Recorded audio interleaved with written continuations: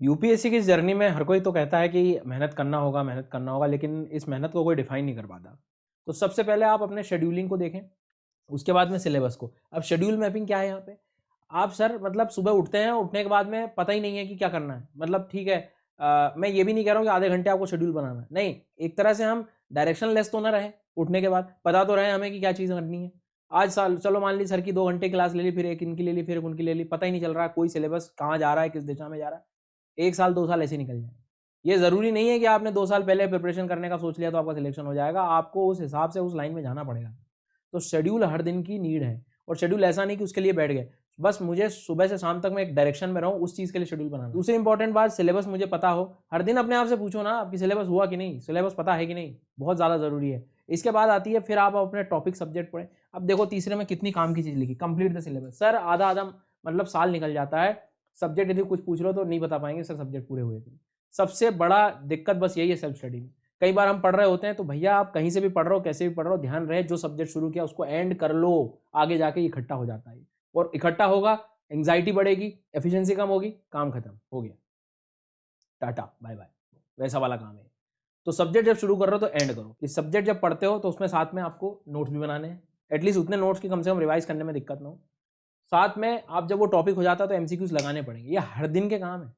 आपने एक भी चीज़ मिस कर रहे हैं तो प्रॉब्लम है। मतलब आपको ये नहीं कि मुझे 6 महीने बाद याद आ रहा है कि यार सब्जेक्ट का एमसीक्यूज लगाता हूँ, एक नया चल रहा है आजकल, सब्जेक्ट पूरा तो हो जाना तो फिर एमसीक्यूज करूंगा मैं। अरे भैया जब तक आप सब्जेक्ट कंप्लीट करते हो तो शुरू की यूनिट्स भूल जाते हैं, शुरू की यूनिट्स भूलते हैं, क्वेश्चन बनता नहीं, एंग्जाइटी एफिशिएंसी खत्म, गया खत्म, टाटा बाय बाय। दिक्कत कहाँ है? दिक्कत टॉपिक थोड़ा सा भी हो रहा है, खत्म हुआ एक छोटा टॉपिक, उससे रिलेटेड पीवाईक्यू कम से कम लगा लो, पता तो लग जाए कैसे क्वेश्चन आए। ये चीज़ अभी आप नहीं कर रहे हैं पहले दिन से, दूसरे दिन से, ये चीज़ करने वाली है सर, इनको ध्यान रखें आप लोग जो नेक्स्ट ईयर एग्जाम देने वाले। क्वेश्चन प्रैक्टिस करने के बाद भी अब होता है कि चलो ठीक है, मान लिया आपने, कुछ बच्चे ऐसे हैं 30-40% ऐसे होते हैं कि सर सिलेबस भी पढ़ा, टीचर से पढ़ लिया, सब पढ़ लिया, बढ़िया एमसीक्यू लगा लिए, 2-3 सब्जेक्ट जब आगे के पढ़ेंगे तो पुराना भूल जाएंगे, फिर पुराना के कुछ एमसीक्यूज याद नहीं आ रहे हैं। भैया रिवीजन शेड्यूलिंग मैंने ऑलरेडी वीडियोस खूब बना चुका हूँ इसमें, आप एक बार जरा प्लेलिस्ट में जाना, खूब चीज़ें मिलेंगी आपको। शेड्यूलिंग तो सब कुछ हो गई, सब चीज़ों में रिवीजन अब फिर मिस हो गए। रिवीजन अब कहाँ करें, कैसे करें, ऐसे सवाल आने लगते हैं दिमाग में। भाई सीधी सी बात है, आगे के सब्जेक्ट पढ़ रहा हूँ तो पुराने सब्जेक्ट के हर दिन 1-2 घंटे बैठ के, आधा घंटा बैठ के 10-15 क्वेश्चन लगा लूँ उस सब्जेक्ट से रिलेटेड। आज ज्योग्राफी पढ़ रहा हूँ, पॉलिटी पढ़ रहा हूँ, तो इकोनॉमी यदि हो भी गया है आपका तो इकोनॉमी के रोज एमसीक्यूज लगा लिया करो, थोड़े थोड़े अलग अलग टॉपिक से, सब्जेक्ट में पकड़ बनी रहेगी।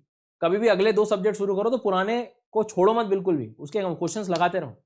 यही है एक तरह से रिवीजन का टेक्निक, यही करना पड़ेगा आपको। हेल्थ भैया ध्यान रखना पड़ेगा, एक ही दिन नहीं पढ़ना है, ये बहुत दिक्कत होती है। फिर इतना पढ़ लेंगे, रात भर जग लेंगे जोश में इस वीडियो को देखने के बाद, नहीं ऐसा काम नहीं करना। आपको हर दिन पढ़ना है, थोड़ा पढ़ना है।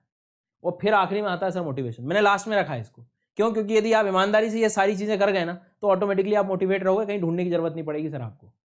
पर नहीं, इसको तो मैं सबसे पहले रखूंगा, मैं मोटिवेट होऊंगा, सर मेरे को मोटिवेट कर दो आप, सर मेरे को मोटिवेट कर दो आप, तो मैं पढ़ना शुरू कर दूंगा। अरे मैं कहता हूं पहले पढ़ लो, आखिरी में खुद ही मोटिवेट रहोगे।